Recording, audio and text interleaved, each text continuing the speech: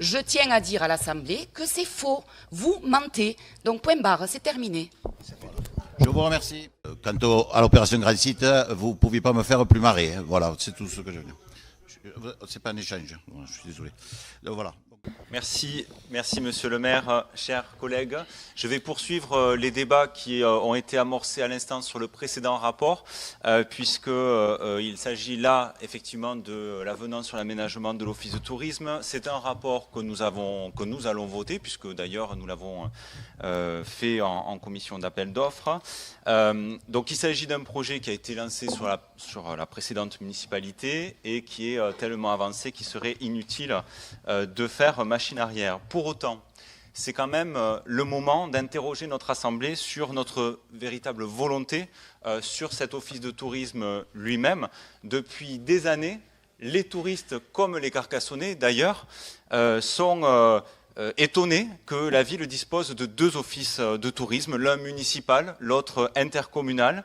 C'est une situation rare sur le plan national et surtout totalement absurde sur le plan économique, sur le plan touristique, sur le plan de la communication ou tout simplement de bonne gestion des deniers publics.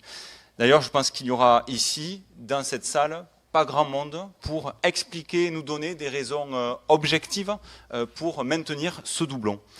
Pendant la campagne, c'est important de le rappeler, tous les candidats, y compris vous-même, candidat Barthès, nous nous étions tous exprimés dans la perspective d'une fusion des offices de tourisme avec Carcassonne Agglo. Or, comme vous l'expliquez tout à l'heure et d'ailleurs un précédent conseil municipal, vous annoncez désormais que vous ne souhaitez plus cette fusion. Donc on souhaite savoir quels sont les arguments. Donc il y a des politiques qui pendant les campagnes disent blanc et ensuite une fois aux responsabilités disent noir. Je pense que vous n'en faites évidemment pas partie. Je laisserai les Carcassonnais juger de cela. Mais si la seule raison pour laquelle vous refusez désormais de fusionner les deux offices et que l'agglomération de M. Banquet deviendra responsable. Avouez que quand même l'argument est un peu court et pas forcément très mature. D'autant plus que lui-même, et c'est important de le signaler dans cette assemblée, comme l'agglo, comme le département, ne se sont pas opposés et vous ont laissé prendre la présidence du syndicat de l'opération Grand Site, considérant qu'il s'agissait là du meilleur moyen, et oui, vous êtes devenu président par abstention et il s'agissait là du meilleur moyen de préserver l'intérêt général et la cité de Carcassonne, indépendamment des divergences que l'on peut avoir. C'est vrai, elles sont nombreuses dans cette assemblée, mais de préserver le site au-delà de nos divergences politiques.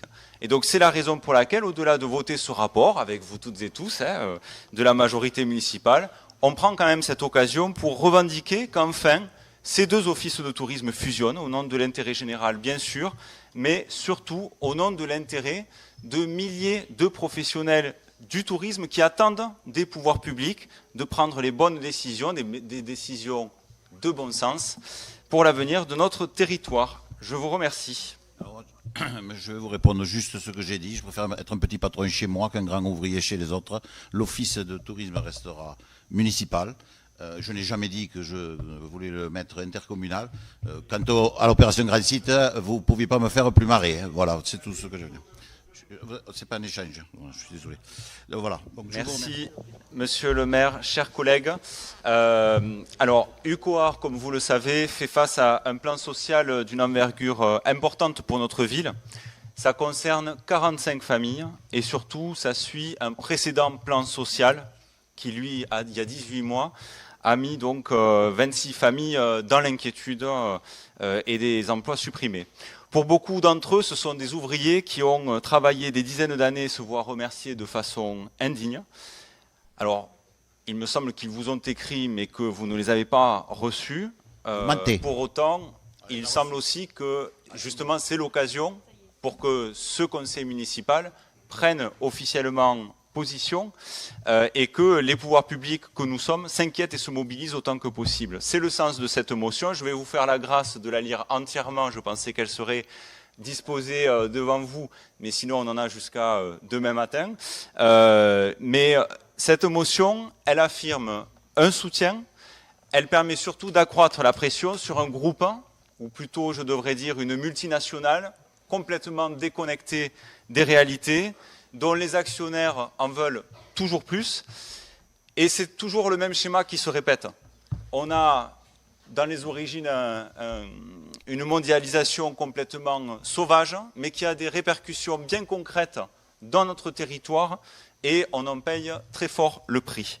Alors, bien sûr, je me félicite que ces dernières heures, l'action et la pression politique menée aient été utiles aux représentants syndicaux, puisqu'ils étaient donc dans les négociations, et que ça leur ait permis donc de mieux négocier les conditions notamment d'indemnisation des salariés.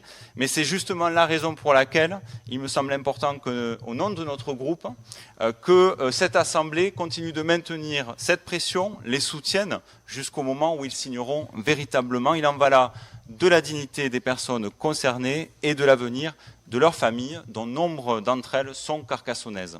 Je vous remercie. Alors, monsieur Soler Alcaraz, on va vous répondre, je crois que c'est Nathalie Flamand qui va vous répondre. On va bientôt, bien sûr, voter cette motion, qui, d'après moi, ne servira à rien, mais on va la voter quand même. Je vous laisse la parole, madame Flamand. Donc, s'occuper du personnel en souffrance n'appartient pas à la gauche. Non, mais vous dites qu'ils nous ont contactés et qu'ils n'ont pas eu de réponse. C'est faux. Monsieur Martinet et moi-même... Alors, laissez-moi terminer, s'il vous plaît. Oui, c'est pas un échange, monsieur. Oh. C'est pas un échange. Je peux terminer ou pas? On va la voter, la motion. On va la voter. Je vous indique que monsieur Martinet et moi-même avons reçu une responsable de chez UCOAR pour essayer de les aider à sortir leur personnel de la situation critique dans laquelle ils se trouvent. Donc, ne dites pas que nous n'avons pas répondu. Nous les avons reçus. Oui, nous avons reçus. Alors, le maire et moi, c'est la même chose. On ne les a pas reçus ce matin, non? Non, pas ce matin, non. Non, ce matin, non, c'était pas ce matin. Mais non, si, c'est important de jouer sur les mots, parce que s'il y a bien quelque chose que je ne tolère pas, c'est vraiment le mensonge.